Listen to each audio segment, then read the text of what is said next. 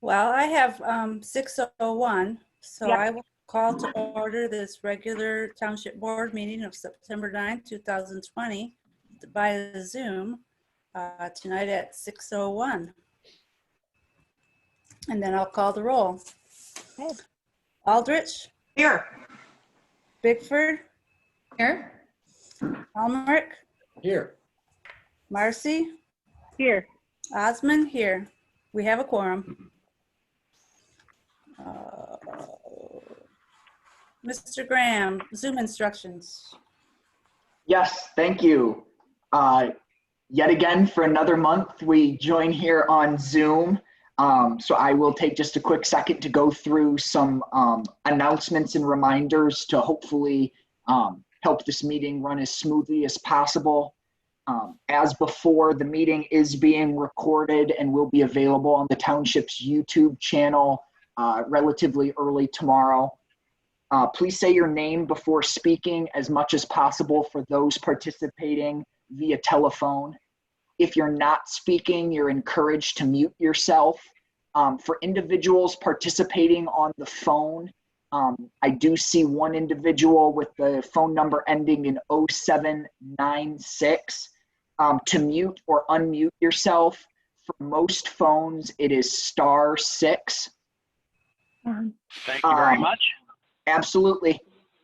Please do not click any unknown links that may or may not be shared in the chat. The township does not intend to use the chat function or share anything in the chat, so for your own computer security. Please be respectful of those speaking and do not interrupt as much as possible. If anyone is disruptive to the point of preventing the township board from conducting their regular business, you will get one warning, and after that, you will be removed from the meeting. As a note, we've hosted 5 or 6 board meetings like this, and we have not gotten to that point. I don't anticipate it tonight either. Also, please be patient as we are all still learning a new technology, and we will do the best we can to get through this meeting as smoothly as possible. With that, we will go through some specific public comment instructions when we get to that time. But otherwise, unless there's any questions, Madam Supervisor, the floor is yours. Okay, we will move on to approval of the agenda. Is there someone that would like to make a motion? This is Stacy. I will approve the agenda for September 9th, 2020. Is there support? Brenda, Oh, Marcy. I didn't read the thing. You want me to read the thing? Please. I move to approve the agenda and to ratify the procedures for public participation and meeting conduct as described in the notice of public meeting via video conference. Thank you. This is Bigford. I'll support. Is there any discussion? Hearing none, I'll call the roll. Aldrich, Yes. Bigford, Yes. Helmrich, Yes. Marcy, Yes. Osmond, yes, motion carries. So we can move on to public comments. Please remember that public comments are limited to 3 minutes for a person speaking for himself or 5 minutes for people speaking for a group. And *6 will unmute you from your telephone. And this is not a question and answer session. It's just an opportunity to present your comments to the board. Do we have anyone that would like to make a public comment? Madam Supervisor, Scott Beltman has raised his hand. Scott Beltman, you have the floor. Good evening, ladies and gentlemen. Can you hear me all right? Yes. Yes. Yes. Hi. I'm actually calling from Monterey Township, and I am one of the advocates that is trying to promote an ORV ordinance for countywide use. The state of Michigan gave us this power to do this back in 2014, and approximately 60 counties in Michigan have took advantage of this. And out of the 60 counties that have, I could not find one county or township that has repealed it because of issues they've had. And I've reached out to many different counties and townships. And I had emailed Mr. Graham a couple documents that I think he has in your packet for tonight's meeting. One was a communication from the county commissioners back in August that said that they would, that the sheriff's department, the road commission, and the prosecuting attorney's office would assist any township or a group of townships that wanted to move forward with an ordinance. The commissioners had voted on it, and they didn't want to do it at a county-wide level, so they thought that was the best way to empower the townships to do it. After talking to many of the townships of Allegan County, several supervisors and board advised me to try to get a resolution passed from each township that states the township's position, so we can see how much support there is for a county-wide ordinance. And that's why I'm reaching out to Saugatuck Township tonight to try to encourage you to take a look at that resolution document that was drafted. And that's not a binding document. It's just shows the opinion to give to the county commissioners. And there's several townships that have passed it already. And I know that South Haven, the city of, has that ordinance. And I would like to continue that up through Casco and into your township and hopefully eventually into Saugatuck City as well. So I encourage you to consider that, to look at it, and at some point, some meeting to have it on your agenda to discuss it. That's all I have for tonight. Thank you very much for your time. Thank you very much. Madam Supervisor, we have Megan's iPad has their hand raised. Megan's iPad, you have the floor.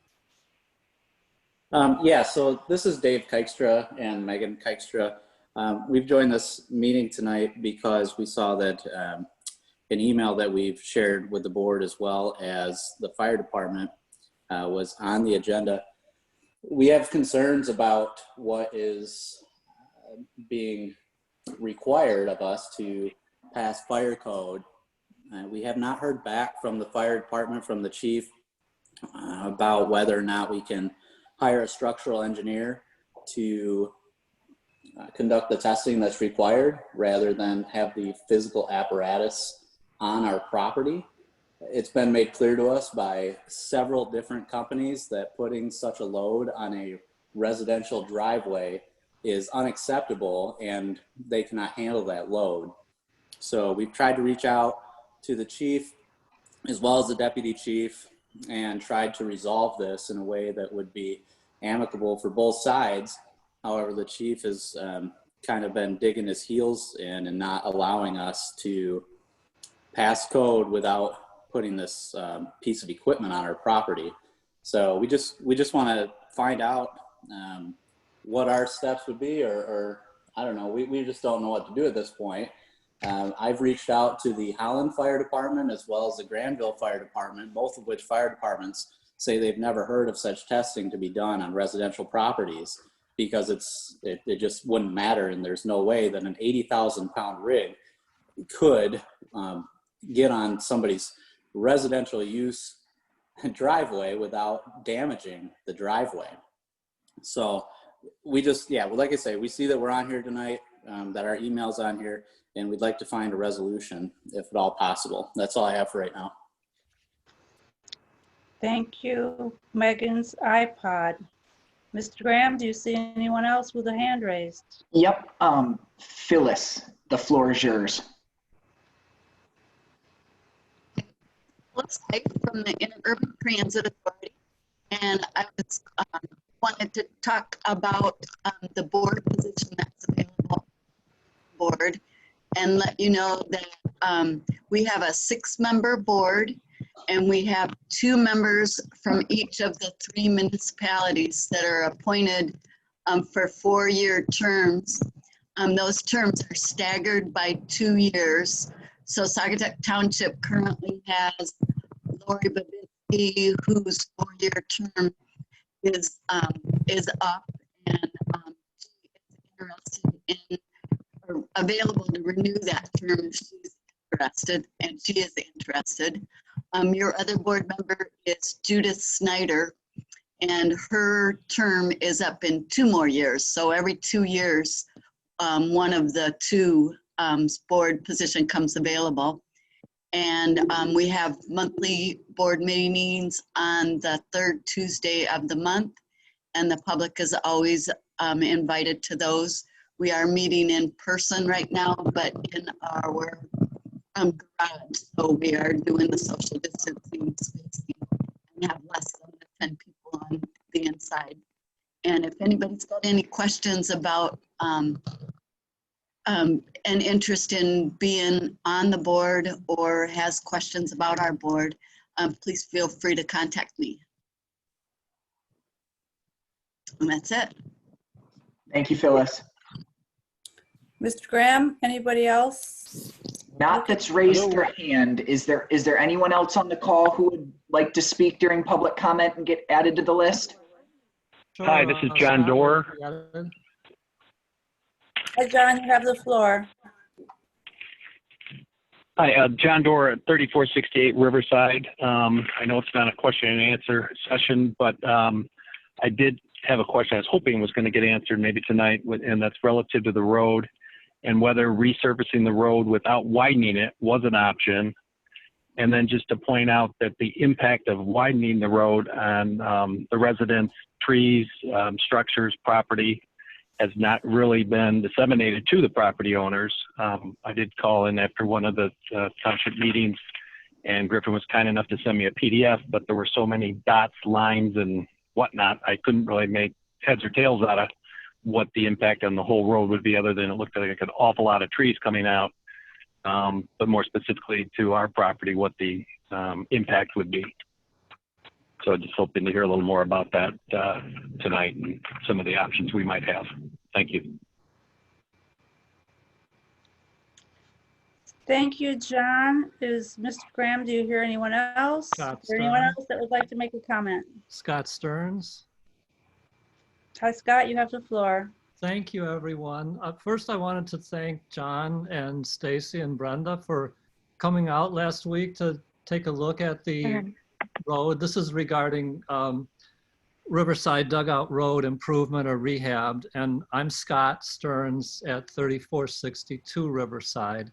And so I wanted to mention a couple of things real quickly. You know, I was in conversation with someone recently about the strategic conservation plan of the Land Conservancy of West Michigan. And, you know, it was mentioned that, well, you know, the area in question where the road project is being proposed is really not part of that. And they released a very large scale plan that goes from Ludington all the way down to M89. And from the lakeshore all the way over to Grand Rapids, but it does include the, you know, the area that's in question with respect to the road improvement. And the whole strategic conservation plan is looking at things like connectivity and proximity, upland buffer and recharge for river, habitat quality, landscape resilience, and on all of those items, this area scored very high. In other words, having a high potential for land protection, you know, if there's proper stewardship and conservation is applied. So I think that's something important. And I just wanted to mention again what came up at the meeting last week with Jim and Lakota talking about a cultural heritage status that could be created around the area for Talmadge Woods and the Oxbow area and, you know, the Singapore area, and that extends over. And this is the whole connectivity concept that really both sides of the river, the area of Riverside Drive there and on the other side of Talmadge Woods, they're in terms of habitat, they're connected. So I think that's just an important thing to keep in mind. And I think that in terms of the cultural identity and the natural resources, that's a big part of what we have that's valuable to everyone in so many ways. So I just want to keep that in mind because I think that it's worth being very cautious about removing so many trees. And I'm not sure, I would second what John Doerr said, that I think there's room for a solution that addresses the paving and the durability of the road surface. But I noticed that the south section of Riverside Drive is 12 feet wide and paved with asphalt. So I know it can be done. And I know it can be done without widening. And I guess I would close by saying, I hope we can be very, kind of as John Doerr alluded to, careful about the process here. We don't really still know exactly which of the property owners along Riverside have been notified. I've talked to some who have and some who haven't. And just as we move forward, I hope we can, make sure that everyone who is directly impacted is aware of what's going on and maybe try to allow for at least something like a 30-day review and study and comment period before any final decision is made. So at any rate, thank you everyone. I'm glad to be with you, and I appreciate again everybody's time and interest on this and all the other projects that are before the board.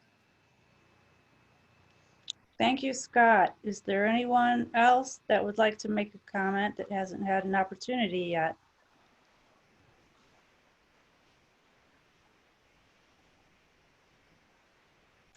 Hearing none, I will move on to the next section of our agenda, which is review of invoices. Mr. Graham, do you have any comments or concerns that you'd like to point out? I do not, unless the board has any questions about any of the specific bills or invoices. Any questions? Okay. In that case, I will entertain a motion. This is Marcy. I'll move to approve all bills and payroll in the amount of $58,507.95 as presented. Thank you. Is there support? This is Stacy. I'll support. Okay, we have a motion and a support. Is there any discussion? Hearing none, I will go ahead and call the roll. Helmrich? Yes. Marcy? Yes. Osmond? Yes. Aldrich? Yes. And Bigford? Yeah. Motion carries. So we can move on to the treasurer's report. Thank you. Yeah. Mr. Helmrich. This is Helmrich here.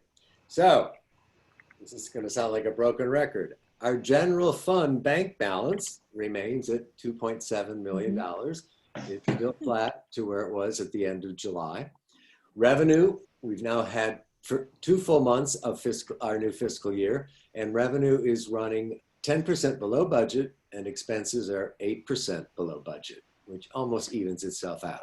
And there's nothing significant there. These are timing differences. 3 bright areas I thought I'd bring to your attention. Plumbing permits, of all things, are running well ahead of plan so far. And this is pretty cool. We've had memorial donations to our Parks Commission in honor of Art Lane, who passed away last month. Art and his wife Kit live in the township. They were the founders of the Commercial Record newspaper, and $600 has come in Art's name. And thus far, our state profit sharing has been higher than was forecasted. We still expect dips in the future, but so far it's been very positive. Our certificate of deposit, which is our sole investment product at this point, it's at $760,000, again, flat to where it was at the end of July. Summer tax payments, which are really pouring in this week, but even before this week, they were running ahead of last year's pace, about 15% higher return rate thus far. I was on a call today with the Michigan Municipal Treasurers Association, and everyone was reporting the same thing, that tax payments were coming in earlier and at a higher rate. We're at about 70% right now of parcels being paid for, with almost a week left till the deadline next Monday. 2 summer tax disbursements need to be approved by the board. Number 4, which has been made, was for $298,000 total, and I believe the detail is in our packets. Number 5, which I will be making this Friday, so this is a pre-approval. It's a big one, $1.3 million, and that just reflects the fact that so many payments have come in. So I would like to make a motion that we approve the tax disbursements to our partners, number 4 and number 5. We have a motion. Is there support? This is Aldrich. Yeah, Support. Oh, Motion by Helmrich, support by Aldrich. Is there any discussion? Hearing none, I'll call the roll. Helmrich, Yes. Aldrich, Yes. Bigford, Yes. Marcy, yes. Osmond, yes. Motion carries. So we have approved the treasurer's report. Let's move on to approval of the minutes of the August 12, 2020 meeting. I hope everybody had an opportunity to go ahead and review those minutes. Mhm. And I'm ready to entertain a motion.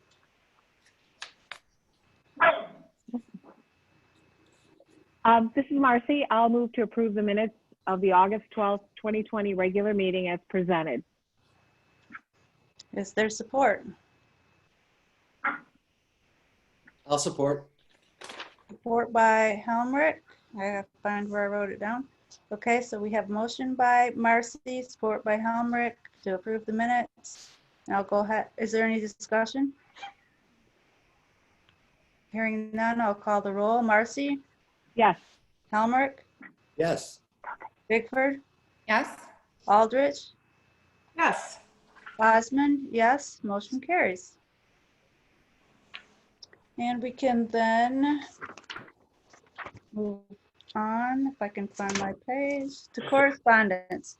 Correspondence is similar to public comment. It's not a question and answer time. It's just a time for us to hear the concerns of our citizens and constituents. So, Mr. Graham, could you give an overview of the 3 letters of correspondence?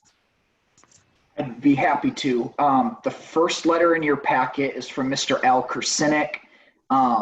He had communication and technology challenges at the last meeting and was not able to participate in public comment. So he submitted the included correspondence to share the thoughts that he wanted to share at the August meeting. They are primarily in regard to concerns about the maintenance of drainage ditches along some of the roads in the township. You heard from the other folks in regard to driveway construction and Allegan County's ORV ordinance or the discussions regarding the Allegan County ORV ordinance in public comment, but their materials are also included in the packet as reference for the board. Thank you, Mr. Graham. I would like to state that we would take those letters under consideration as information. We don't need to make a motion, and we may or may not discuss them later in the meeting. So we can move along to unfinished business, which is investment policy and strategy update. Ms. Bigford or Mr. Helmrich? Go ahead, John. Okay. No, I'm happy to report. Clerk Bigford and I have been carrying on our investigation as promised, and we are here tonight.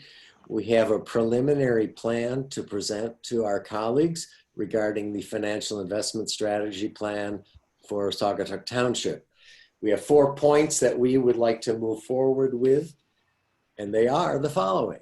Number 1, we currently have, as you know, 1 certificate of deposit with TCF, which is the new name of Chemical Bank. And we are proposing that we leave that as it is until December 31st of this year when it is up for renewal. And we are very certain that the interest rate will certainly decrease. We'll get notified of that in November. So we would like to then leave $250,000 in that CD with TCF. And that's the amount that the FDIC covers it insurance-wise. And then just some notes I want to make. Currently, the township, we have 22% of our liquid cash in actual investments. As comparison, the city of Douglas has 80% of their liquid cash invested, and the city of Saugatuck, it's well over 60%. In the last month, Clerk Bigford and I had a very informative meeting with the new treasurer of Douglas to just review their policy and their actual investments and compare them to ours. And just as a point of reference, I didn't put this in the bullet point, but the city of Douglas, their total liquid assets, investments, and what's in their bank account is $5.4 million, which is pretty much double the total we have. But again, 80% of that fund, those monies in Douglas are in investments, unlike us, which are at the 22% level.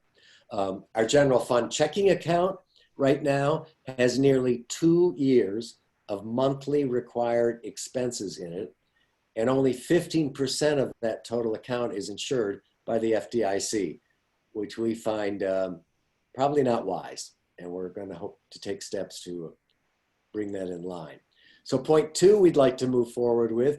We recommend placing a large amount. We haven't set that number yet, and we want to work with the manager, Graham, on that, in the class pool, which we discussed last month. And this is a pool of investments for municipalities in the state, and the great majority of state townships in particular participate in that. It all remains liquid, which is key, because if we need it for something, we can get it out in a day's notice, and it's readily accessible. Point 3, we want to continue our talks. We found out that there are, in fact, municipal investment advisors that work with municipalities to explore other products to invest in, such as U.S. Treasuries, federal agency notes, and bonds. We've established a good connection with MBS, which stands for Multi-Bank Securities. They're based in Southfield. They're a Michigan-based company, and they are willing and able to advise us on these other investments. And a key point of working with someone like MBS that we questioned is that there are no fees charged to the municipality, the client. They get their fees and income from the covered investment source. So we were pleased to hear that it was anything we put in through MBS is a net gain for the township. And point 4, at this point, we're recommending that we will, Ms. Bigford and I will work on determining a staggered plan for increasing investment total over a period of years that considers potential needs that the township may have for specific funds and projects along the way. As I said, I mentioned I went to participated in the Michigan Municipal Treasurers Association webinar today. This was a point that was being discussed a lot, and in terms of how investments are going through the pandemic and all. And the bottom line that I was hearing from, especially, and this includes townships and cities, but municipalities with a lot more investments than we ever could dream of. And the words that were being shared with us were, make sure things are safe, insured, and right now the focus should be more short-term because of the challenges we're all facing. So those are the 4 points we're proposing to you. And bottom line, I just wanted to reiterate or mention that right now, only 20% of our cash is accruing interest rates available above what our current checking account pays. We have everything in checking except for the one CD. And the checking account is paying just under 0.02% interest to us.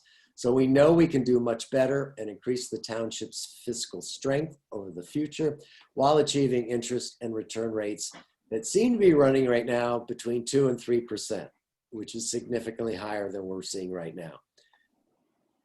Would you like to add anything, Ms. Bigford? This is fantastic, John. Thank you so much. I, have all this information, but you've put it together in a very nice way that's easily understandable and accessible. The only thing, just to clarify, number 4, when we talk about that staggered plan, we would include Mr. Graham in that Yes, absolutely. staggering approach, right? Okay. Yes. Other than that, I think this is great, and I'm ready to move forward with a lot of it. And I want to thank you publicly for all your help on this, because we spent a lot of time and it's really been good. We've learned a lot, and I think we're ready to really make some positive changes for the township. Absolutely. Thank you for that report. Any questions, colleagues, or?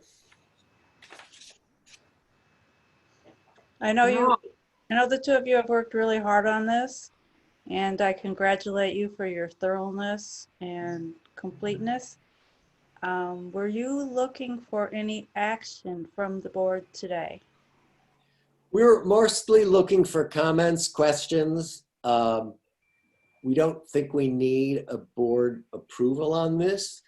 The investment strategy is outlined, to be the purview of the treasurer. And in this case, I've been working very closely with our clerk as well.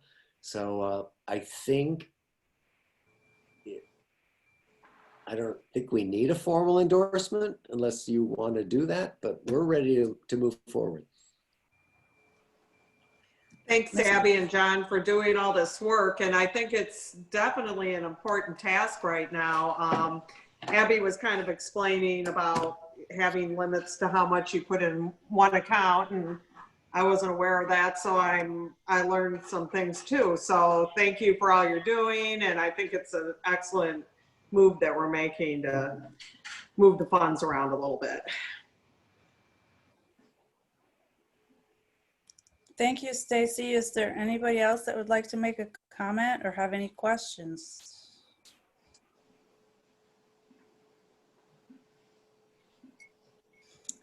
Hearing none. Let's move on to. I'll just add, I think for the next few months, we will make this a monthly update. So if any actions are taken, we will share that. So we want transparency, not only with the public, as well as everyone on the board to know what we're planning to do and what we actually end up doing. Perfect. Thank you. Thank you. If I can, Mr. Helmrich, what do you think about adding an investment report or investment update under the treasurer's report on the monthly agenda? Sure. I can do that. I mean, I have been, but we only have one product. So right. Yes, yeah, let's incorporate that, and then people can weigh in with questions and comments moving forward. Thank you. Perfect. Thank you. Okay, we can then move on to professional and contracted services. Mr. Graham, I would encourage you to make a few comments on this. I think we're moving in the right direction, although we might not be ready to take action tonight. It would be great for an update. Absolutely. Appreciate the opportunity.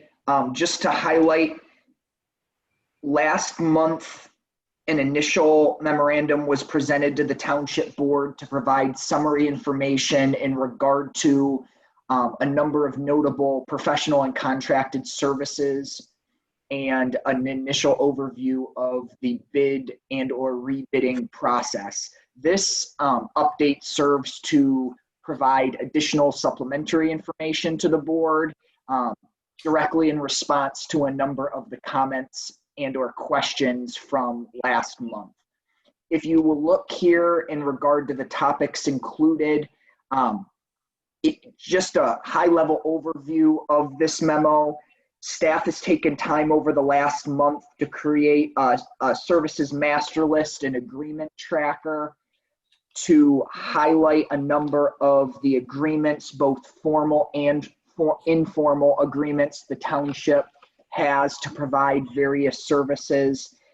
It is not all inclusive at this time. However, It is intended to demonstrate a direction forward in regard to documenting and tracking and evaluating these various services.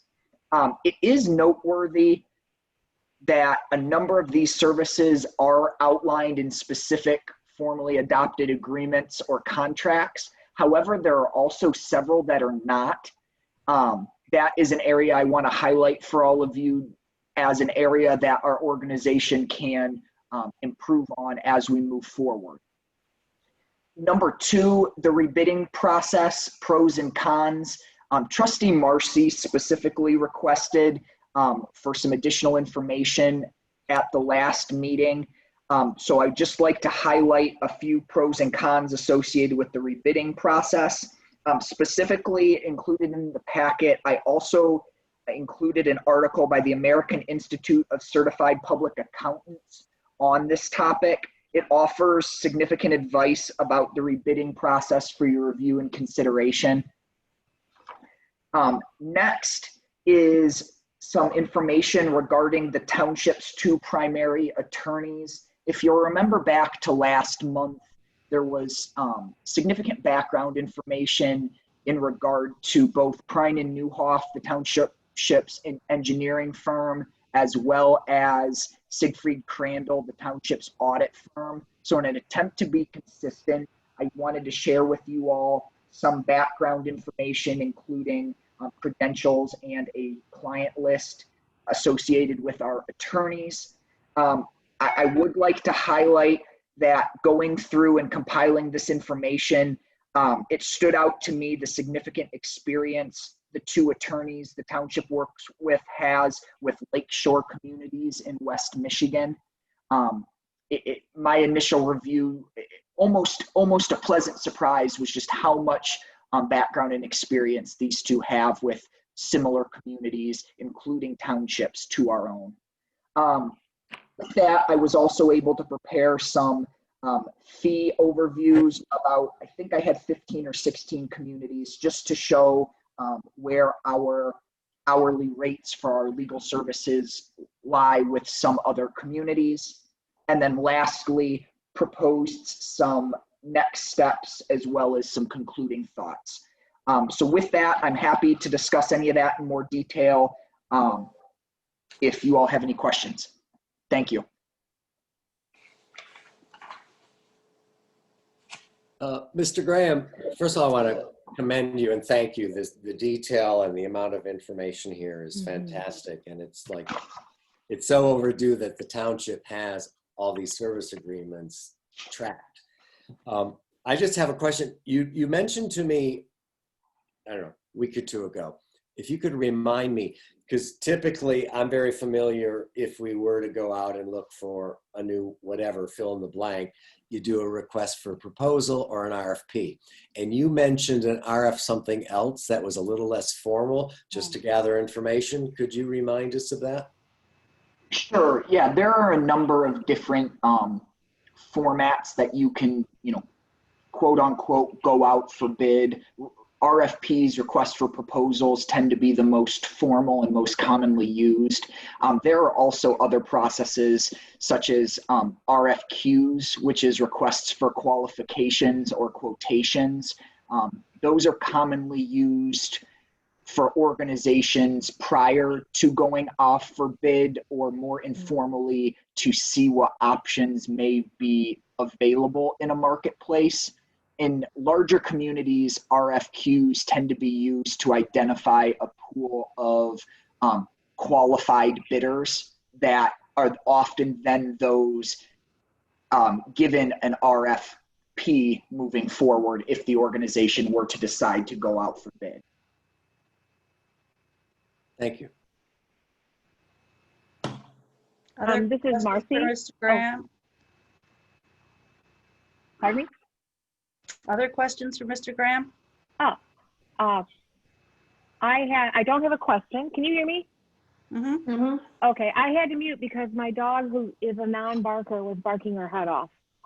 I read all this stuff, Griffin. I had no idea how much work you had to put into this, but what I appreciated most is, first and foremost, don't embark on the RFP process unless you're seriously considering dismissing your firm.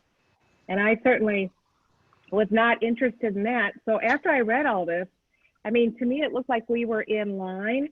I don't know what most townships do, but it almost seems to me that, well, for me personally, I would trust your judgment about when and if we might need to go out for bid. But with this research, I mean, I think this pretty much says it all. We're right in line.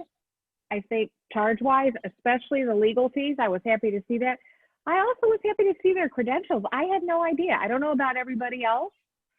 So I just wanted to mention that unless somebody else sees a reason to go out for bid, at this point, with all the information you've given us, I don't see the necessity for me personally. And again, thank you.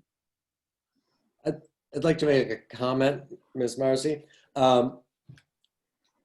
It's not true in every case that an RFQ or even an RFP would mean dismissing anyone. Obviously, some of these services, like the auditor, are exclusive. You can't have more than one auditor. But there are others, including legal, where you can have as many as you want. And you can Right. have attorneys that specialize in certain areas. Many municipalities have way more than two, and they assign them, specific areas. So I just wanted to point that out, that it doesn't mean a dismissal if we were to think, let's see who else is out there for a specific purpose. And if we were, okay, I understand it. If we were to do something like that, I understand why they say this, because the current firm, whoever they are, might say, hey, bye-bye. But as long as, for example, if we wanted to bring on additional attorneys or gather opinions, then I could see just being open and honest, as the article suggests, with the other firms, so that they don't walk away from the table or raise our rates exponentially. Right. That's what I got out of it. Yeah. Because several years ago, the township only had one outside legal counsel, Mm-hmm. and then they got two, and we have two Mhm. now. And I'm not proposing we need 10, but Right. I just think we should keep our minds open to maybe looking for some other, just support as we move forward. Bigford, whoops. Go ahead, Abby. Like to thank Manager Graham for the services tracker. It is very helpful, and I think moving forward, it will help us to just be mindful of what services we have, and if we are satisfied with them or not. Currently, I have no gripes or specific concerns about any of our service providers. And like Brenda had mentioned, that is totally what jumped out to me, is don't do this unless you're really, not really dissatisfied, but you're seriously considering dismissing. And I hear what John's saying too, is you don't necessarily need to dismiss, you can always add. But it seems like the RFP task is time consuming for our manager, and I just wouldn't want to be doing it frivolously, eating up his time and some of these other providers as well. That's all. And I just want to add, having been to law school, graduating cum laude and summa cum laude is very impressive. And I really appreciate that level of success that our attorneys have. I didn't realize that they were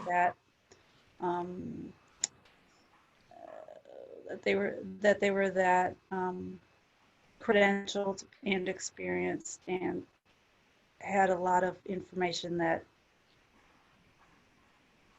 we need as to protect our liabilities. Mm-hmm.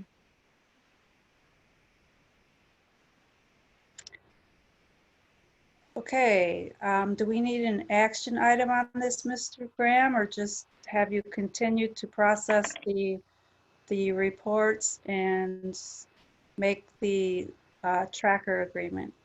or the agreement tracker? Yes, thank you. I don't think you need to take any formal action.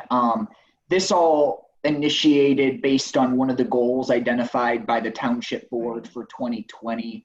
My understanding of that goal was you all wanted to do some due diligence in regard to reviewing these services. I would be comfortable saying what we've done definitely satisfies that goal. At this point, if there's anything more besides what you said, maintaining this tracker and moving forward, continuing to evaluate these services, I'd request a motion. But if you all are satisfied with this review, I'm comfortable moving forward. I think I'm comfortable with that. Is there anybody else that has a comment or discussion? Just, yeah, I I'm agree. I comfortable. don't think we need a motion. This is a process now that will be ongoing, which is fantastic. Super great. So let's move on then to 11A, the Township Hall Tree Project. Mr. Helmrich, I think you might be involved in this. This is maybe my favorite item in the agenda. So we've been discussing, just a little background, the property that the township owns adjacent to our building that runs along Clearbrook Drive. For years, there was a very large tree. I did ask, but I forgot what kind it was. Apparently, a couple years ago, when the electric company severely trimmed it because of its proximity to the power wires, soon after it died and was removed, which has left a very large strip of vacant land with a little sorry picnic table right along the most visible part of our building. So I started working with Jim Searing, who's chair of the Parks Commission, and then Lori Gosshorn, who is a Parks Commissioner. The three of us started looking at some options to plant something there. And then we've been working with Huntry Nursery. And we're kind of at a point where we'd like to move forward. We've identified 3 trees that have a good, they're not real slow growing, but they're not too fast. And we're looking at putting in a linden tree, a London plane tree, and an autumn blaze, which is a hybrid maple that has 2 different colors. So we went down to Huntry, we looked at trees, we toured Jim Searing's property, which is an amazing, it's like a park behind his house. And all the tree, he's been very successful in planting and growing trees himself.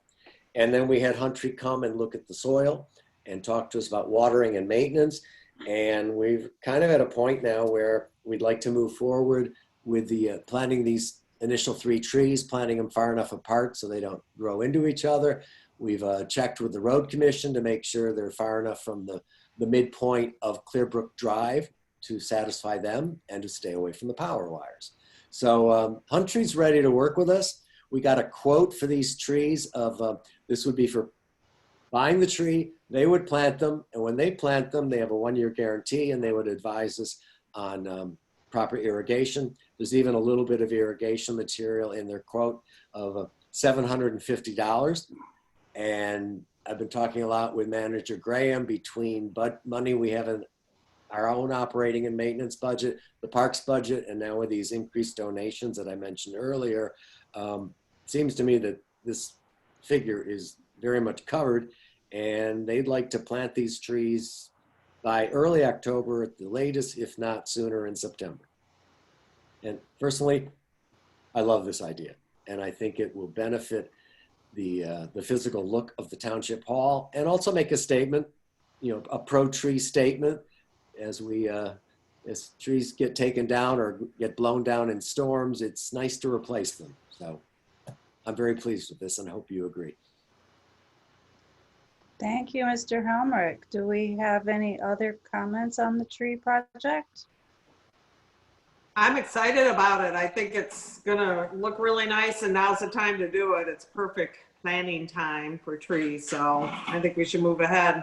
Thank you for doing all that work, John. Thank you. You're welcome. Thanks for going above and beyond, John. This is really It's not a treasurer thing, is it? thoughtful. And I particularly appreciate your collaboration with the Parks Commission, with Searing and Goshorn. I think that that's really awesome, and way to just collaborate and use all resources possible. Thank you. You're welcome. I just have one question, and this occurred to me from my very old fundraising days. We've had some significant residents who really impacted the community die recently, but we may have too many. I just was wondering, do we want to plaque the trees in honor of anyone? Just an idea that popped into my head. No, and that's what we've talked and thought about. I mean, initially, I was thinking of it would be nice to have something at Township Hall that honors Patty Burkholz, who was treasurer for years, and then supervisor, and then state rep, state senator, director of the Office of the Great Lakes, and did so much to help create the Saugatuck Dunes State Park. And then recently, you know, R.J. Peterson has passed away, Art Lane. So I agree with you. And I think that's probably something we can just consider and sort of add in the process over time and not plot it all out right now. But I think that would be really nice. Thank you. Mr. Graham, do we have any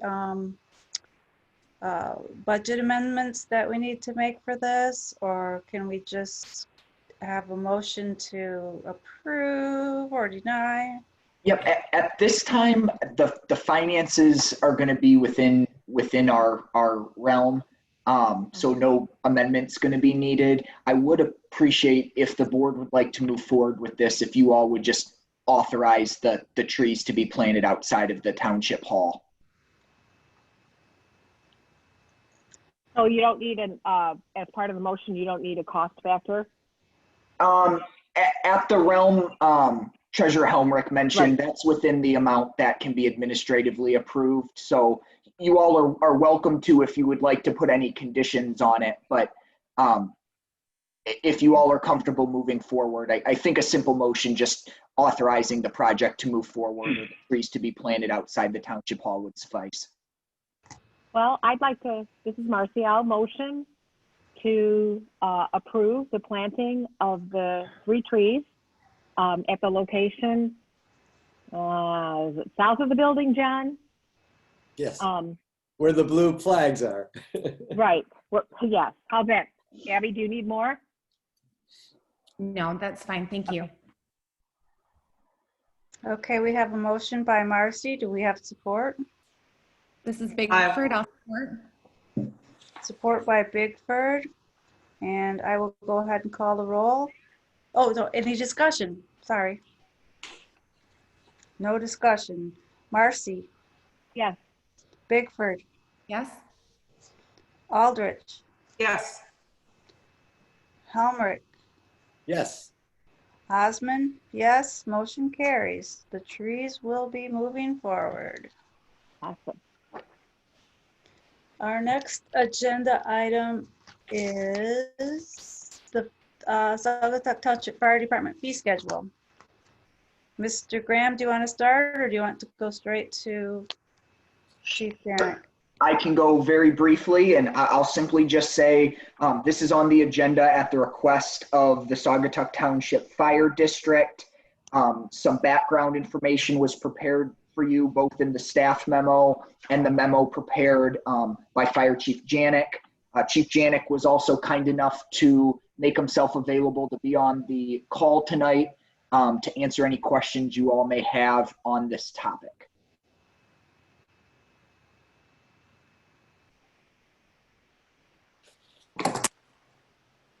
Chief Janik appears to have disappeared. Oh, he's here. Oh, he's here. Okay. Yes, Madam Supervisor, would you like me to offer some comments? Yes, please. So thank you very much, Manager Graham and Township Trustees. So the Fire District Board requested that I reach out to each municipality to request a amendment to the fee schedule for Board of Appeals. In the 19 years that we had the fire code adopted, there's only been 2 appeals. Both of those end up being denied. and was quite a substantial cost on a commercial property. So the board requested that I prepare this report and submit it to Township as the first meeting that we're having on it. And I think the rest is self-explanatory. It keeps the primary resident fee the same. Everyone has a right to appeal. However, if it's a builder, if it's for profit, then there's a different fee structure. And the board guided me on it.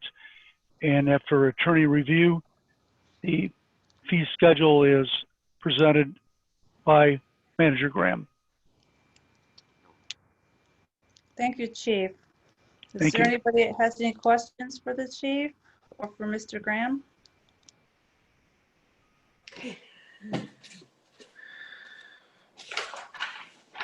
I'm not hearing any questions or comments. I think the information we were given is very self-explanatory, and I think therefore I will make a motion to approve the adoption of resolution number 2020-10, a resolution to amend the standard fee amount for township applicants to the Fire Board of Appeals as established by Township Ordinance number 2019-08, and to amend the Saugatuck Township Consolidated Fee Schedule to incorporate the approved fee amendment for the Fire Board of Appeals as presented.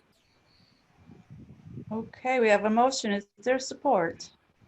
This is Marcy. I'll second. Okay, we have a motion and support. Is there any discussion?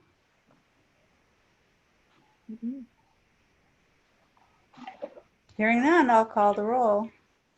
Helmrich, Yes. Marcy, Yes. Aldrich, Yes. Bigford, Yes. Osmond, yes, motion carries. Thank you, board. Thank you. Thank you. And you, we Greg. can move on to our next item, which is the temporary service agreement with MTS.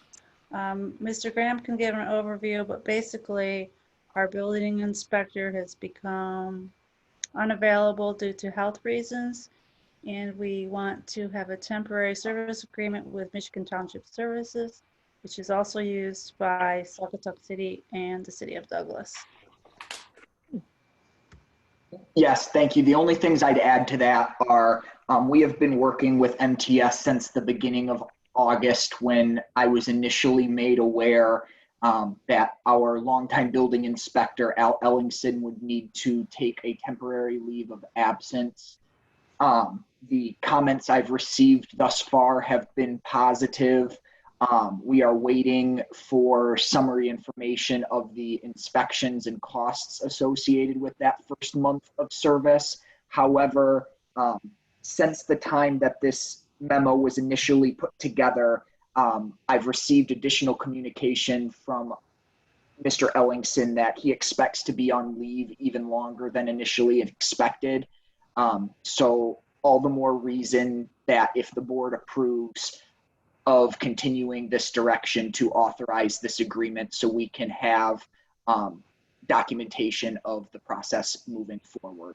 At this time, it appears that we will be working with MTS until the middle to the end of November. Obviously, understanding there may be future changes based on Mr. Ellingson's personal situation. Any questions for Mr. Graham? I have a comment. One, I want to just say, because I'm there every day and I see the applicants, the permit people coming in, and I think it's run incredibly smoothly having MTS. Most of these builders and contractors deal with them anyway in other municipalities. We know that both Douglas and Saugatuck use MTS, and it just seems to be running incredibly smoothly. They jumped in right away. The only thing I just want to point out, just so we're all aware, even though it's running smoothly and we like it, we now receive only 10% of the building permit fees. They get 90%. So if this goes on very long, it is going to affect our projected and budgeted revenue on the permitting side. Just a comment. I think they're great. And in the situation we're in right now, with Mr. Ellingson being ill, I don't see any other alternative. Any other comments or questions about using MTS as temporary building inspection services?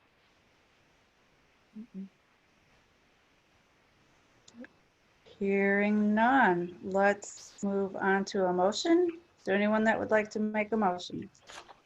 This is Bigford. I'll move to authorize the township manager to sign the proposed temporary services agreement with Michigan Township Services as presented. Is there support? This is Marcy. I'll second. Okay, we have a motion and second. Is there any discussion?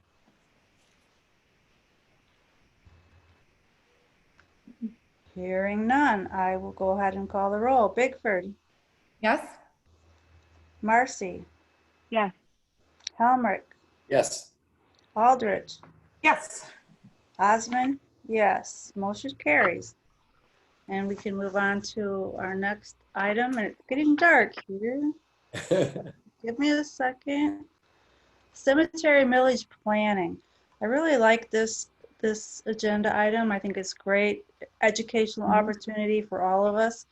Mr. Graham has prepared some great educational materials for us, and I'm going to let him take it from there. Sure, thank you very much. To not repeat what is written in the memo or on the slide too much, my understanding is the upcoming discussion regarding whether or not to renew the township cemetery millage will be the first time anyone on the township board has participated in a millage planning process in this capacity. And with that being said, it is one of my goals to use this experience as an educational opportunity for all of you and for our organization overall. With that being said, that is why we are bringing this before you all so early. There's no motion, no requirement to take any action at this meeting. If anything, it is more to make you all aware that this is going to be something to consider moving forward. With that being said, I'll simply highlight a few of the attachments included with the cover memo. The first one being the budget summary page associated with the cemetery fund. After that, it is a publication prepared by the Michigan Townships Association in regard to township millage questions, special voted millages, and what you all may want to know when you all are considering next steps in regard to the township cemetery millage. I highly encourage you all to take the time to read through that document if you have not yet. I admit it is dry. I admit it is not some of the most exciting information, but I promise you it is very, very helpful when it comes to understanding some of the technicalities associated with ballot questions. One of the items I was planning to prepare for you all for this meeting was something very similar to this. And after reviewing the MTA's document, I felt very confident to just give you that document and not reinvent the wheel. So please take the time, if you would, to take a look at that.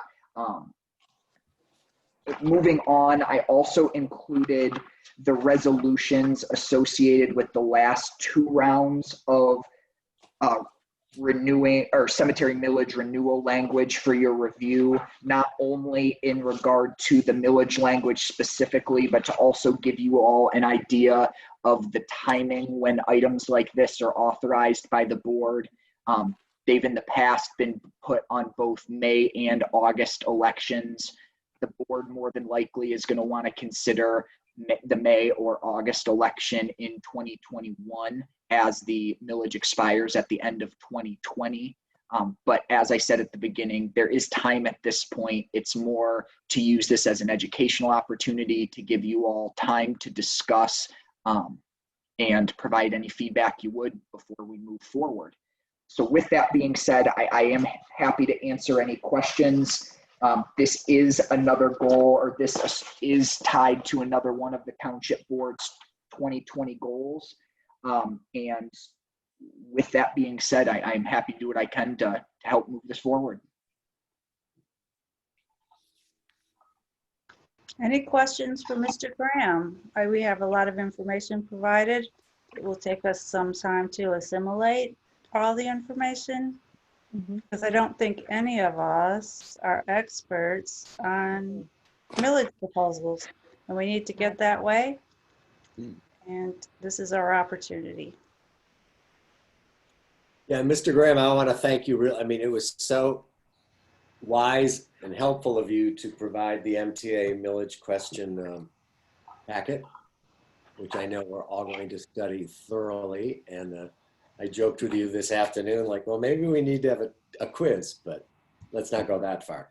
But that's great, because as you said, this is the first time any of us have had to deal with a millage issue. On the cemetery fund itself, I just wanted to ask you on the fee schedule, if we've done any comparisons to other municipal cemeteries. And I ask because they just strike me as extremely reasonable.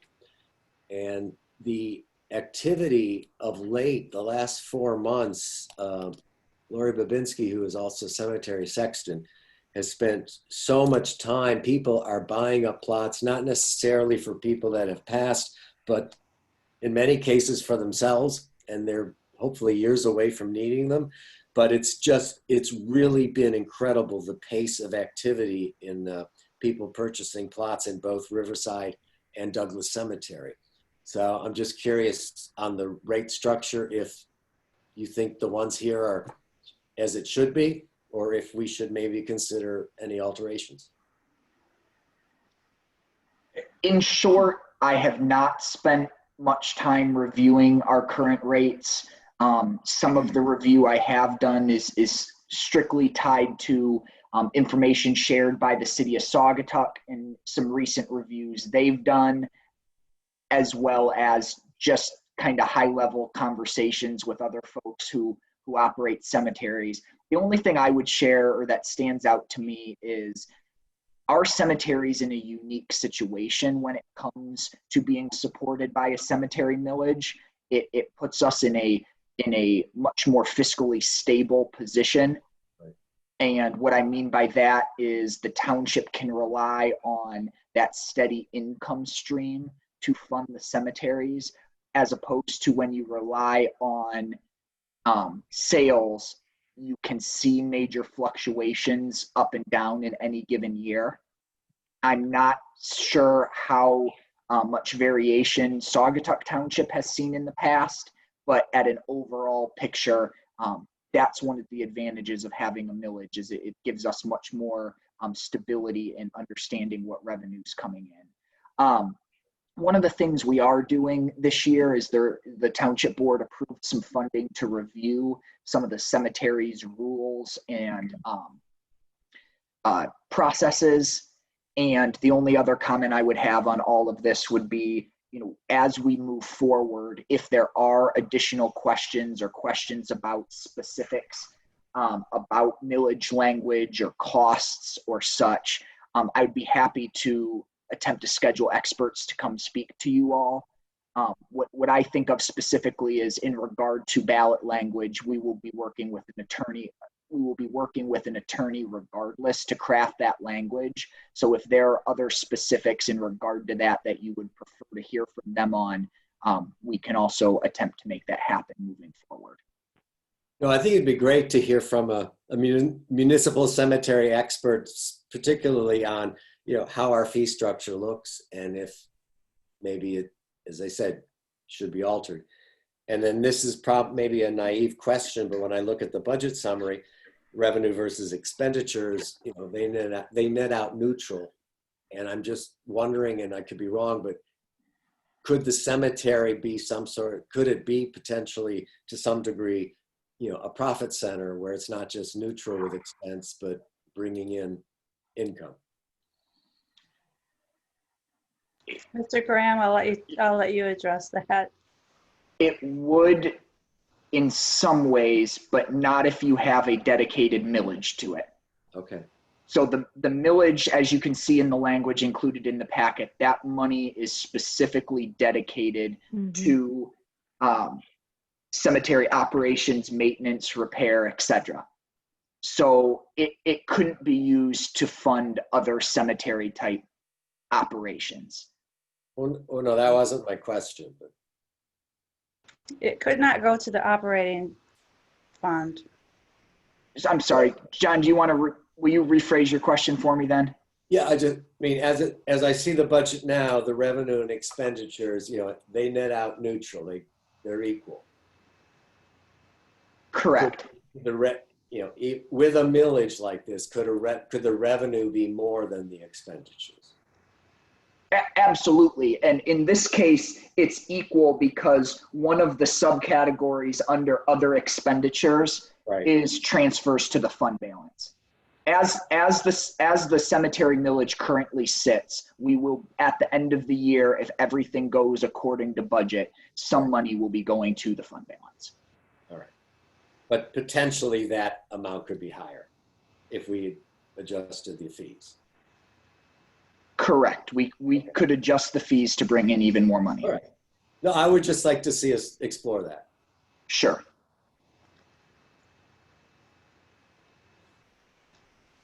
Okay, so we're comfortable moving along with that process of education. Yep, that's great. Any comments?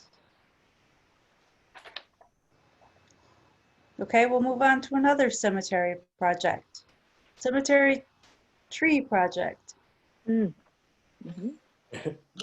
Graham, I'm going to turn this over to you.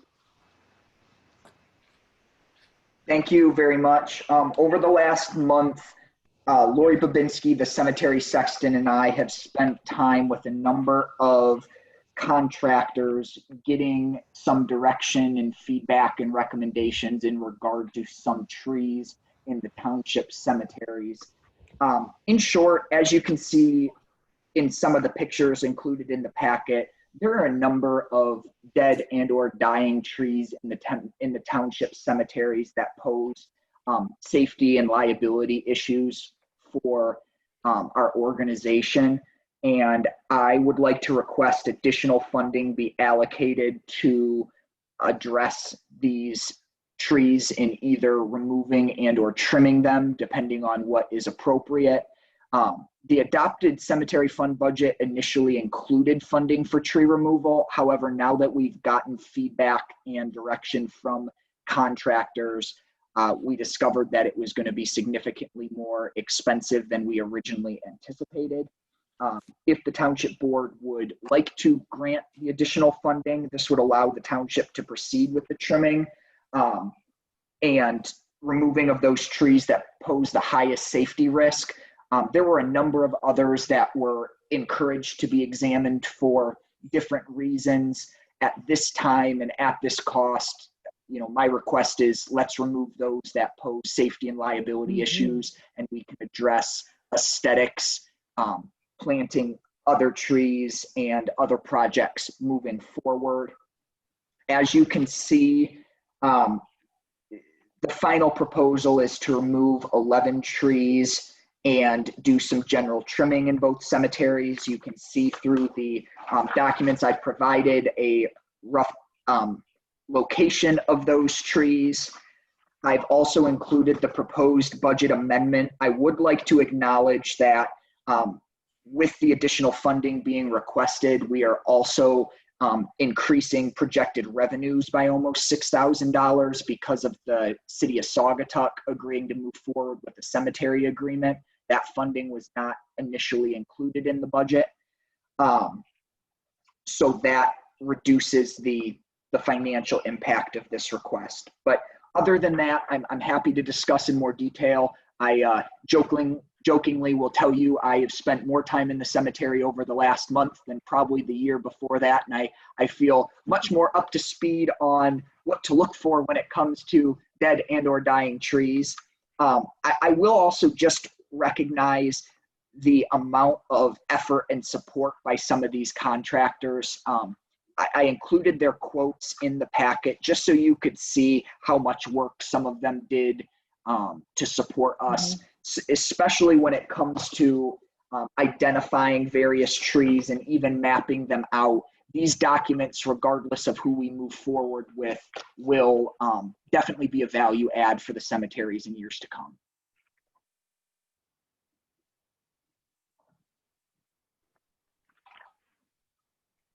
Well, those trees that you showed in the photos definitely need to go. Yeah, before they do any damage to headstones. So I think we should move ahead with it. Now, and it's not been uncommon in the last year, whenever there's a major storm, that we get a report the next day that 1 or 2 trees have already come down in one of the 2 cemeteries. Yeah, thank you for bringing that up, John. That's a great point. Over the last year that I've been here, it is not uncommon for us to very reactively have to address these trees. Part of this proposal is also for us to start to be a little bit proactive, get ourselves caught up, and then hopefully in years to come, we can include less funding for tree removal and more funding for maintenance or trimming or the planting of additional trees, and essentially view this as a catch-up year, if you will. Mr. Graham, I was just going to commend you for being proactive, but you said it yourself. So thank you. This is really it's just smart. You know, we got 2 huge cemeteries and most municipalities don't have any. So thank you for this. No, absolutely. And I left it out of the memo for the sake of brevity, but one of the outcomes of this project as well has been staff slowly starting to produce a capital improvement plan for the cemetery. So if you go back and look at the budget you all approved this year, I mean, there are a number of capital improvement projects, tree removal, repainting of the cemetery signs, as well as some work on the cemetery shed, and starting to be more proactive in this planning. We've already been able to start a list of potential projects in upcoming years, and hopefully as we move forward, we can start to equate estimated costs with those, and have a multi-year plan of how we intend to spend taxpayer dollars to not only maintain but to enhance the township cemeteries. Great. I'd like to add one thing, if I can. Yeah. Okay. We have lake access to Silver Lake, and recently, I'm very concerned about any dead trees. Recently, we thought a car had been coming down the hill. The noise was so loud, and we thought it hit some of the trees. Well, it didn't. It was just one tree that was huge, falling upward, if you can imagine. I don't know how that happened, but we realized, and down on our project here, we have lots of kids coming down there, that it's critical to have those dead trees, to remove the dead trees. That's all I wanted to say. Thank you, everybody. Are there any more questions or comments? Otherwise, we're ready to move ahead with a motion. I would love to move ahead, if there's no other. I move to approve the requested cemetery tree project budget amendments as submitted, and authorize the township manager and cemetery sexton to proceed with trimming and removing dead and/or dying trees in Riverside Cemetery and Douglas Cemetery, not to exceed $18,000. Is there a support? I'll support. Mrs. Aldrich. Oh, go ahead. Sorry. I think I heard Helmrich first, but. So I have motion by Marcy, support by Helmrich. Is there any discussion? I'll go ahead and call the roll. Marcy? Yes. Helmrich? Yes. Bigford? Yes. Aldrich? Yes. And Osmond, yes, motion carries. And we're ready to, I turned the lights on so I can see better now. We're ready to move on to interurban board term expiration.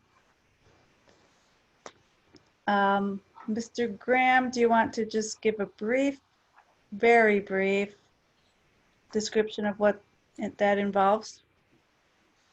Absolutely. Phyllis, the executive director of the Interurban, spoke during public comment at the beginning of the meeting and also included a letter in the packet to acknowledge a term expiration associated with one of the board's appointments to this board. Similarly to how the township has approached this in the past, if you all would like to move forward with our past practices, the sample motion is prepared for you to direct staff to post notice of the opening moving forward. Thank you. Having heard that, if you don't have any questions, I would entertain a motion.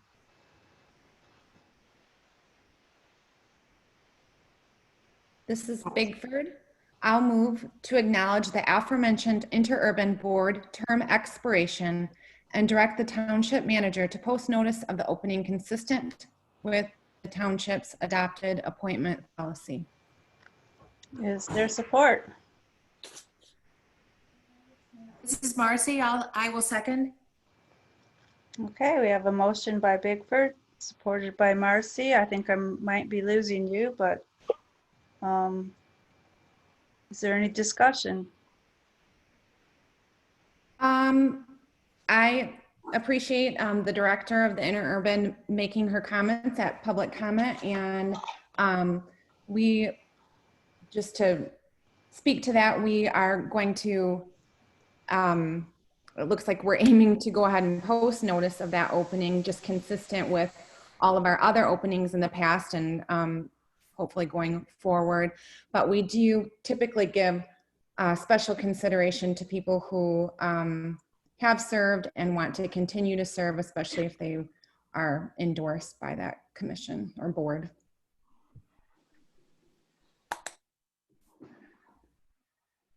John, did you have a comment or was that just a click? Oh, no, sorry. That was my pen, I think. Okay. We have a motion by Bigford, supported by Marcy. I'm losing track of my paperwork here. Is there any further discussion?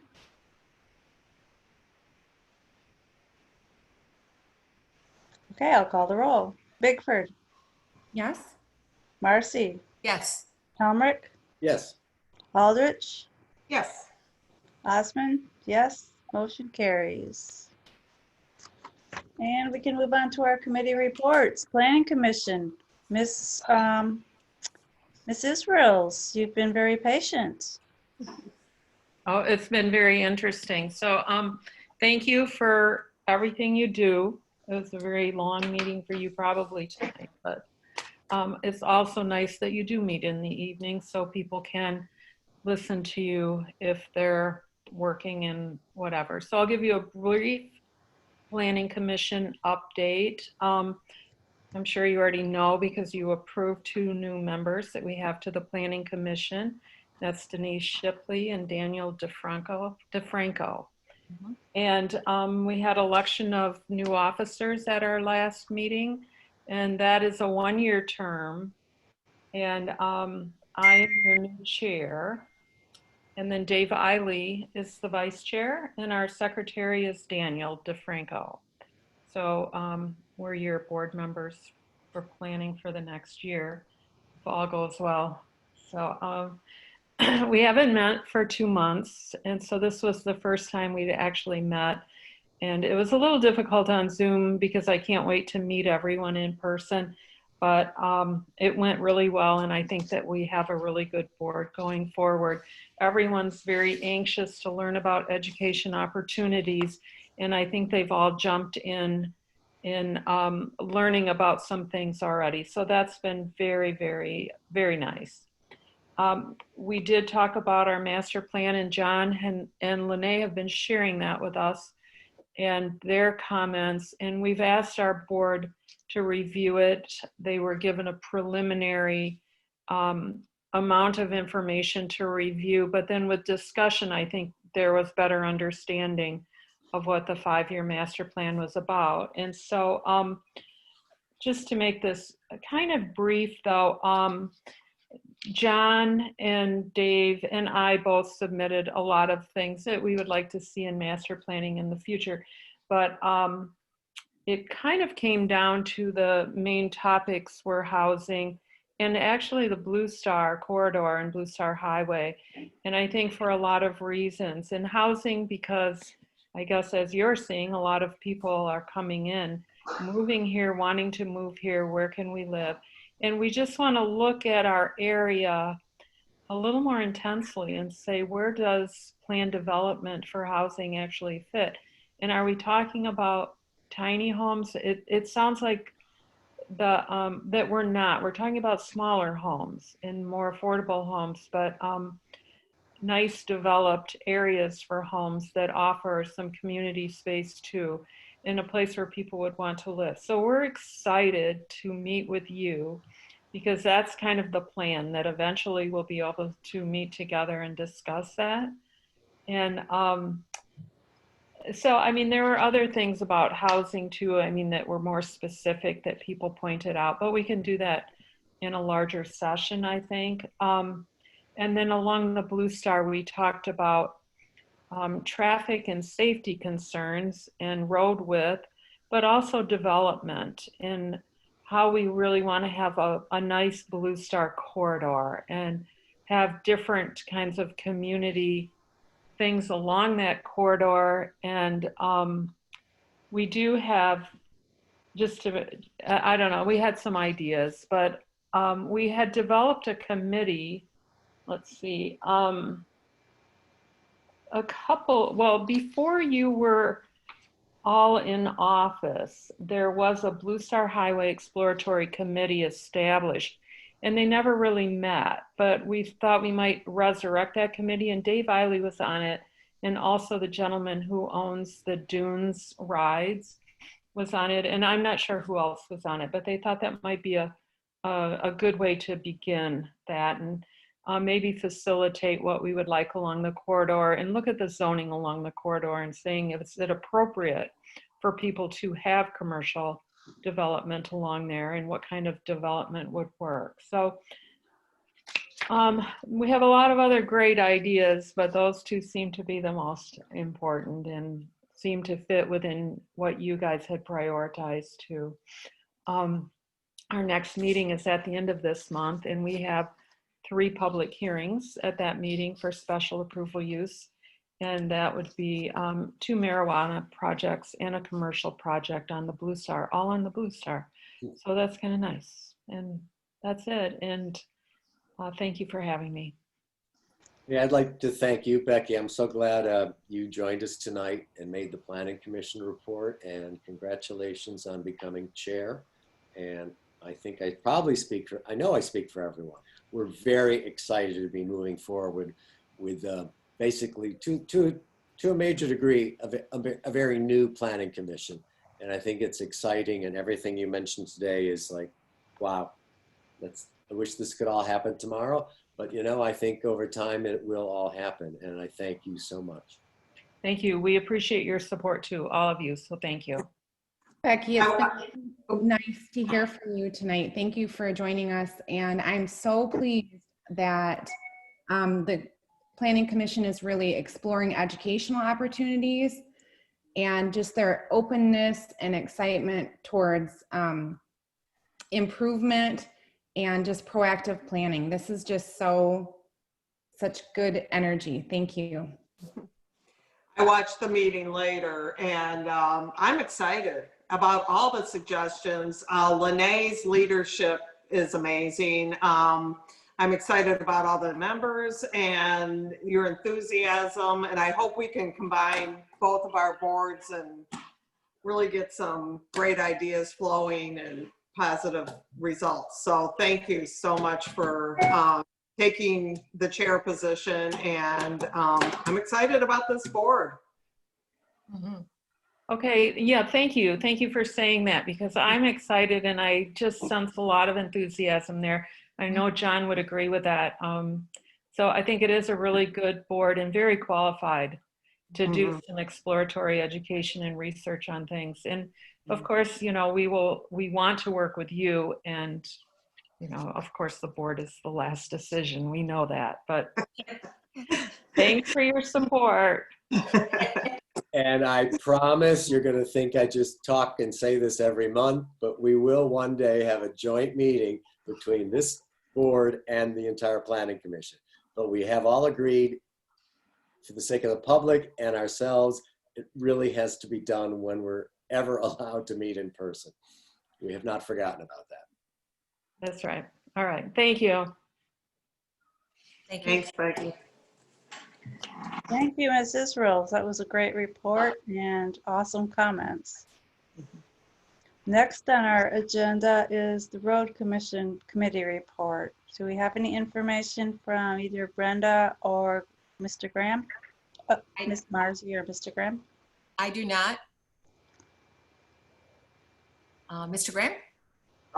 The only new information I have to share, if I can find my notes, is the road commission notified me this week that crack and chip sealing projects will more than likely begin late this week or early next week. The township only had one project that was going to be chip or crack sealed, and I don't have that in front of me. There is still no dates for the previously approved paving projects. Okay. Thank you. The next on our agenda is the fire board. Ms. Aldrich. Okay, August was close to breaking the record of 105 calls from 2016. We ended up with 102 calls after a slow start to the month, and year-to-date call volume is 563, 15% down from last year. Types of calls are lopsided this month. EMS was 69% of the volume. Motor vehicle incidents are in the lower range, only 3 for August. And special events ticked up 1 in August, funeral detail for Albert Ross and Lee Township Fire Department. Overlapping calls at the same level as previous years, 30 total for August, and our boat has so far logged in 14 calls of the year. And the township is registering an increase in 36% compared to Douglas at 34. We also discussed adopting cost recovery guidelines, and I went down and looked at the new floating dock the other day. Chief Janik was down there, and he said it won't move if you jump on it, and I tested that out. And it's really a nice dock, and I'm excited about everything that's happening down there. You should have had Max jump on it. Yes, yeah. We could all go jump on it, see what happens. Thank you. Thank you, Ms. Aldrich. I think we have Mr. Searing here for a report from the Parks Commission. Yes, can you hear me? Yes. We can. Yes. Okay, John, in regard to the trees, I will stop by Hunttree in the morning and find out what their schedule is, and then I'll stop by and let you know. Great. So we can get that started as soon as we can. Excellent. I'm there all day tomorrow. And again, thank you for all the support from you and Lori and the Parks Commission. Okay. We had our meeting on the 2nd at Veterans Park. When we got there, we realized it was a mistake. 6 o'clock is a busy time for road noise. A couple months ago, we started moving from park to park. Next month, we'll go back to River Bluff. It's a lot quieter. John, I invited John Vanderbeek, who I think most of you know. He's real active in developing plans for trails, working with folks, getting easements, even spending some of his own money. He had an elaborate set of maps and charts. One example of what he's trying to do at Veterans Park, Joe Malakis owns the property behind there, and Goshorn Creek runs through there. He's trying to get an easement. He's talked to Joe along Goshorn Creek that would be a walking trail to follow the creek. And as you know, the creek runs through the south part of our cemetery. So it would be nice to have a trail that then could even connect with the old interurban rail bed that runs into downtown Saugatuck. So the Park Commission will continue to work with him and do what we can to help him. And he's also working with the Discovery Center, who has some funds available. So, and he has put up some of his own funds. As far as a checklist, we've been trying to come up with a checklist for the parks, and Lori Goshorn is working with that. She had a draft at our last meeting, and hopefully at our next meeting, we'll be able to approve this checklist, which we'll be able to use in the fall and in the spring to check our parks. At River Bluff, Andy knows someone who has worked on roofs. I'm going to contact that person and see if we can get a bid for the roof at the shelter at River Bluff. At the dog park, we've removed the sign. We had that one section that was a restricted area that was, the idea was that if people wanted to have a special get together, they could rent that area. It has not been used. So we removed the sign. We're considering what to do with it, but it's right next to the small dog area. So someone suggested maybe we could have a timid dog area. So and anyway, we're going to talk more about that and come up with some plan to use that property. Veterans Park, there's nothing other than what I said before. The bike trail, we walked across the street and looked at the bridge that's right across from Veterans Park. A number of the boards, the 2x6, which is a facing or the bridge, the 2x6s need replacing. We're going to work with Glenn Heavener, and I'm going to meet with him and explain what we'd like to do, but just have an ongoing maintenance program to replace boards that appear to be in bad shape. Dana has met with Stuart Hurley. There's that section of the bike trail that's sort of eroding. It's just north of the fire department, and it appears to be a construction defect. And so Dana's working with them, developing a plan. We haven't had a discussion yet of how it's going to be paid for. Hopefully it'll be part of their engineering guarantee and there won't be any additional cost to the township. The bike trail also, we're considering doing some crack sealing. I plan to try and arrange to meet with a couple of companies and go for a little walk and get an idea of how much it would cost to do some crack sealing, a little preventive maintenance on the trail. You briefly mentioned the donations. That's up. Sounds like that's up to 600 from 550. We plan to send cards to all the donors.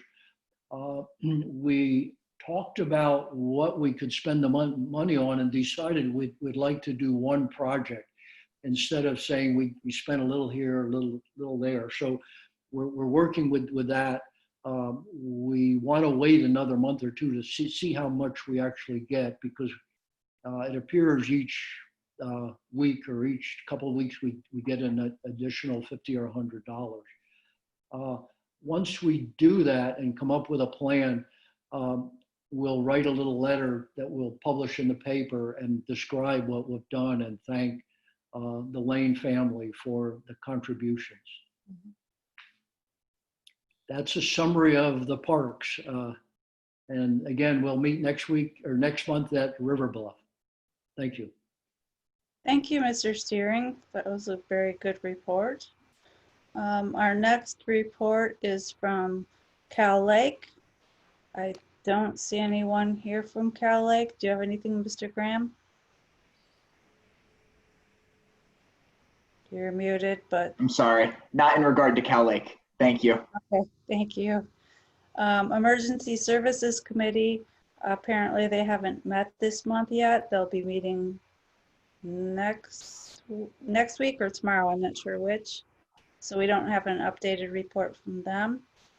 And the Interurban Board report, probably Mr. Graham has a written report from our representative, Ms. Babinski. I do. It is also included in all of your packet, in the public packet. It's short, so I can read it briefly if you all would like.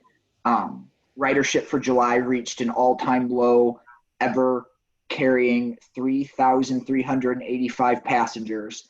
We are starting to add some on-call shifts due to demand being so unpredictable and are seeing higher August passenger counts. Plans for celebrating our 40th birthday may be delayed until October. Stay tuned. Submitted by Lori Babinski, Saugatuck Township rep.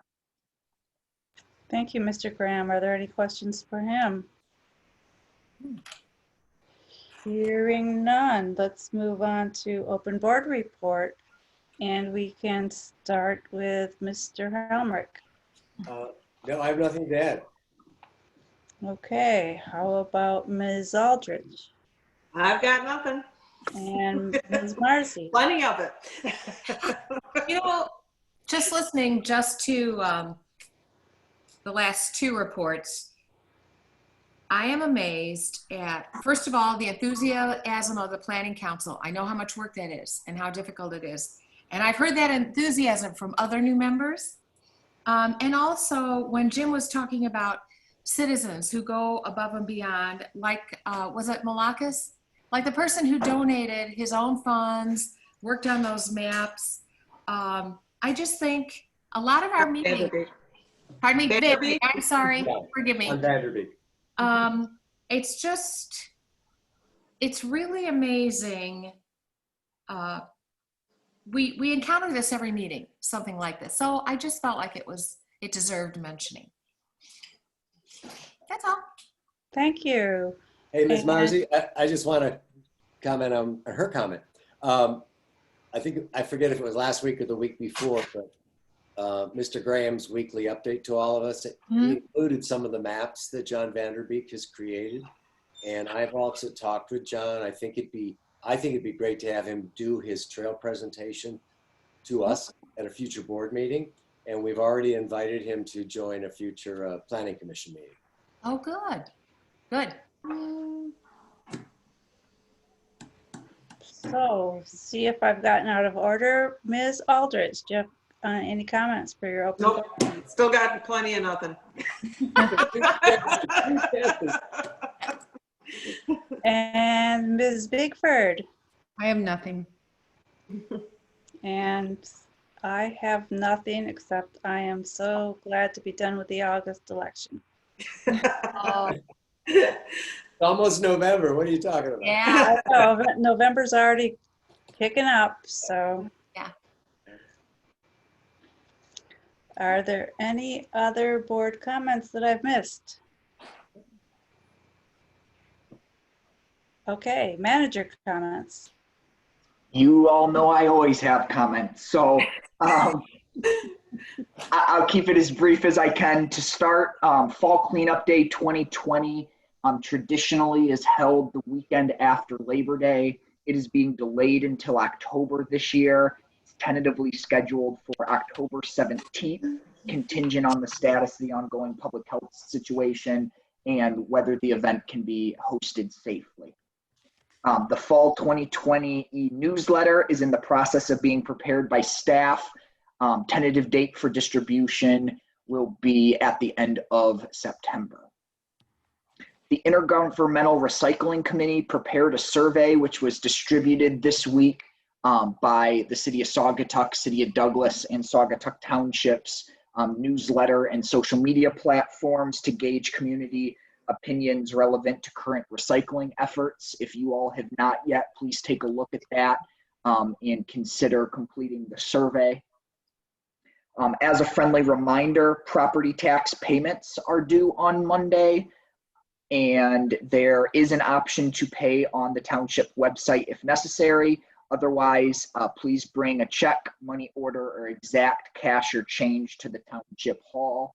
As Treasurer Helmrich referenced earlier, this is a very busy week for the township office when it comes into tax payments, but we definitely appreciate everyone's timeliness with those. The on-site aspects of the township's annual financial audit have been scheduled and planned to be conducted the week of October 26th. Staff has been working to bring a resolution to confirm the ambulance special assessment role and levying assessment for 2022 before the township board. It was initially planned for this meeting in September. However, Section 4 of Act 188 of 1954 requires a public hearing on any special assessment role if the costs are going to increase by more than 10%, as it has in this case. So in order to appropriately notice the public hearing, that item was delayed and will be brought before you all in accompaniment to that public hearing in October. Staff continues to prepare a draft wellhead protection ordinance for your consideration at an upcoming meeting. At this time, we are working with Allegan County GIS to prepare some necessary mapping. It is tentatively scheduled for a public hearing with the Planning Commission at their October meeting. It would then be brought before the Township Board in November. A letter was sent in August to update impacted residents on the status of the township's water service identification, verification, and replacement project as required by the state of Michigan, commonly referred to as the lead and copper rules. It was requested that impacted residents complete an online survey designed to limit the need for future on-site visits. Staff is in the process of following up with a number of folks who have yet to complete that survey with a phone call. And that is all I have for my report. Other than that, I'm happy to do the best I can to answer any questions. Are there any questions for Mr. Graham? Oh, and I apologize. Can I add one more item? You certainly can. This was came in after I completed my notes earlier today, but I had a conversation with the Douglas city manager today about next steps associated with the township formally joining the Cow Lake Harbor Authority. If you all remember last fall about this time, you all approved a resolution of intent with a few conditions. It sounds like the city of Saugatuck and the city of Douglas are still very interested in having the township join. There have been some concerns related to whether or not the township would be charged an entry fee. My understanding is this is related to quote unquote the township having some skin in the game. So unless there's any opposition, I plan to respond to the manager in Douglas and just outline a few of the projects that the township just in the last year has contributed towards in regard to the harbor. Not only our annual contributions to buoys, but also the contribution to the grant project a year ago about this time, in which the township contributed equally to both of the cities, and really just outline that, yes, we have not been a formal member of the authority, but it's our understanding we have been contributing to some of the projects that are similar to those municipalities, and see if that may be enough to show that the township is definitely invested in moving forward with that partnership. At this time, there is still no action required from the board, but I wanted to give you all that update. Mr. Graham, have you heard anything about that grant? We haven't really had a report on it. Do you know anything about that? I do not, but I'm happy to follow up if you all would like. Okay, I would like that, please. Yep. Thank you. Thank you. Okay, thank you for our manager's report. That's very informative. public comments. Again, the same rules apply.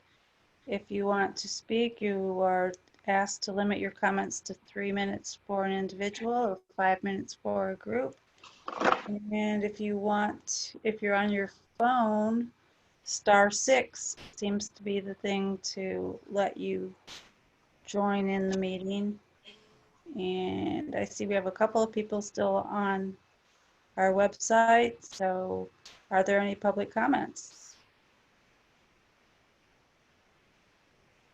Becca? Nothing. Scott W? Elaine? And the phone number ending in 0796. No public comments. Is there a motion to adjourn? Can you hear me? Oh, yes, Hello? I can hear you now. I can hear you now. Hi, sorry. John Doerr, 3468 Riverside. I'm not trying to beat a dead horse, but I just, in regards to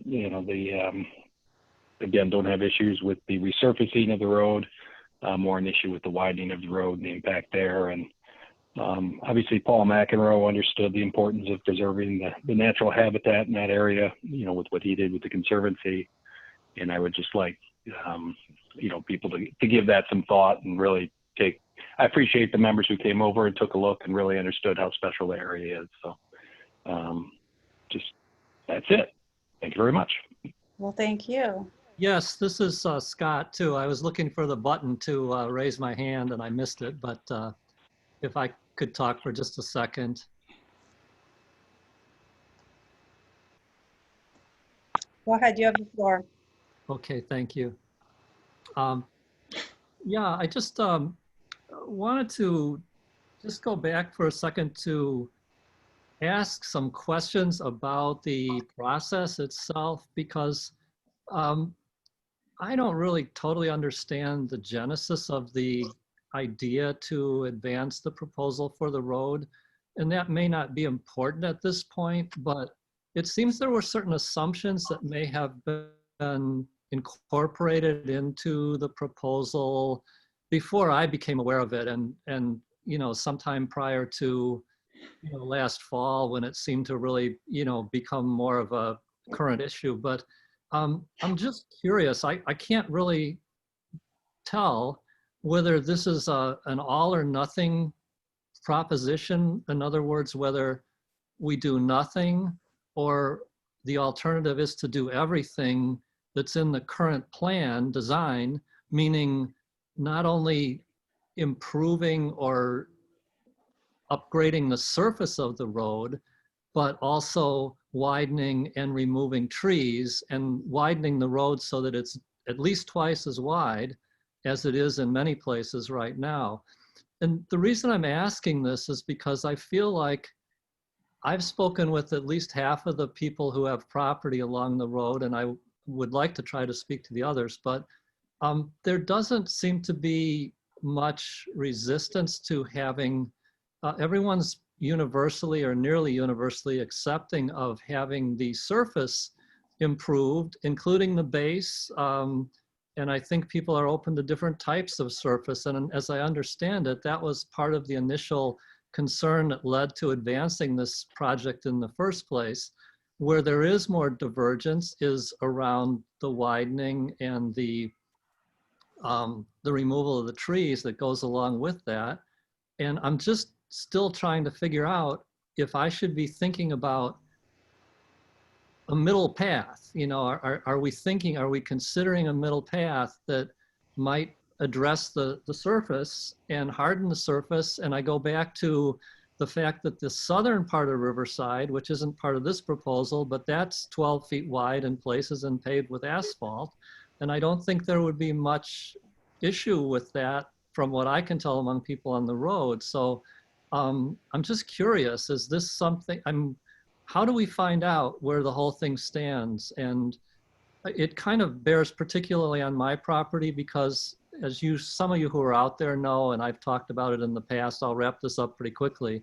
I'm actually on a spur off of the cul-de-sac, which is called Poplar Road. And I can't tell that Poplar Road was ever part of the planning process. And I can't tell if the planning process that led to this proposal and the design that's grown from it really was done in a larger context to include Poplar Road, because if this does go forward with the widening and the tree removal and everything else, I have to think about what that means, because it kind of leaves myself and my property at the end there in a very, kind of untenable situation. And so I'm just curious. I'm curious what the process is from here forward, and where we get to find out some of if there are other are intermediate options available. And if there aren't, then I need to start mentioning some things that I've held back on about the particularly impacts on my property and access to my property, and being right there at that spur off the turnaround. There's issues with staging and parking and blocking, driveway to the part of this Poplar Road is not even part of the project. It's not part of the design. So at any rate, those are some of the questions that I hope we can get some answers to at some point, some clarity around that. And thank you very much. I probably went over time and you were very indulgent.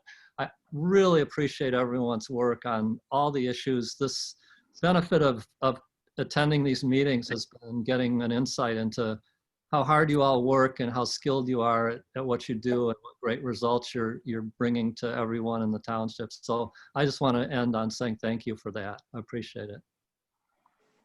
Thanks, Scott.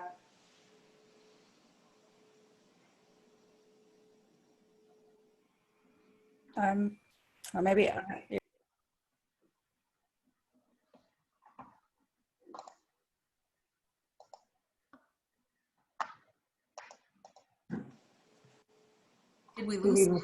Did we lose Cindy, or? It appears we did. Okay. What do we do when that happens? Madam We got to Clerk. be here all night? Yeah, Madam Clerk, would you please pick up as chair? I will. Thank you. I would entertain a motion to adjourn tonight's meeting at this point. I would, I make a motion to adjourn the meeting of September 9th, 2020 at 7:58. And I'll support. Okay, I have a motion by Aldrich and a second by Marcy. Is there any further discussion? Hearing none, I'll call the roll. Marcy? Yes. Helmert? Uh-oh. He's muted. You're muted, Jen. I know, I'm sorry. I voted yes. Oh. Who did I miss? I said how? Me. Aldrich. Yes. What's happening? Big Bird, yes. Boy, we fell apart at the very end. Approved 4-0. After Scott was singing our praises. I know. It dumbfounded us at 8 o'clock. All right. Thank you. Meeting is adjourned. All right. Thank you. Bye, everybody. Thank you. Bye. Thank you, everybody. Thank you. Thanks, Thank Chief. you. Thanks, Scott. Let's see. How do we get? Yeah, does anyone know the keystrokes for a frozen